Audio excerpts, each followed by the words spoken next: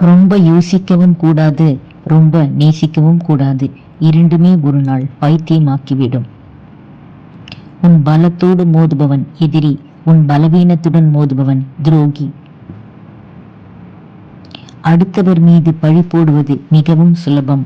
ஆனால் அதே பழியை நீங்கள் சுமக்கும் போதுதான் அடுத்தவரின் வலி என்னவென்று உங்களுக்கு தெரியும்.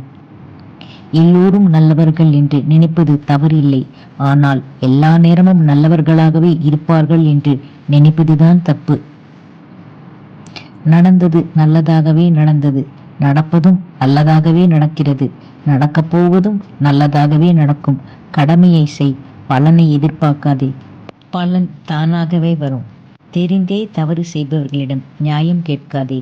அவர்கள் செய்த தவறுகளை நியாயப்படுத்த பல பதில்களை வைத்திருப்பார்கள். சரியாய் பேசுகிறோமா என்பதை விட சரியானவர்களிடம் பேசுகிறோமா என்பதுதான் முக்கியம். நான் யாரிடமும் அதிகமாக பழகுவதில்லை. காரணம் பயத்தினால் இல்லை, பட்டது போதும் என்பதால்தான். நம்மை தவறாக நினைத்து விட்டார்களே என புலம்பாமல், நம்மை இவ்வளவுதான் புரிந்து வைத்துள்ளார்கள் என விலகி விடுவது சிறப்பான பதிலடி.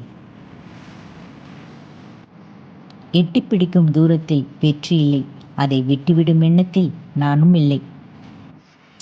வாழ்க்கையில் தோல்வி மட்டுமே தொடர்ந்து வந்தால் தோற்று கொண்டிருக்கிறோம் என்று அர்த்தம் இல்லை, தோல்வியை தாண்டி சென்று கொண்டிருக்கிறோம் என்று அர்த்தம். இலவசமாக கிடைக்கும் சொற்களை கொண்டு ஒருவரை எளிதில் காயப்படுத்திவிட்டு விலை மதிக்க முடியாத அவரின் அன்பை இழந்து விடுகிறோம். தேங்க்யூ ஃபார் வாட்சிங்.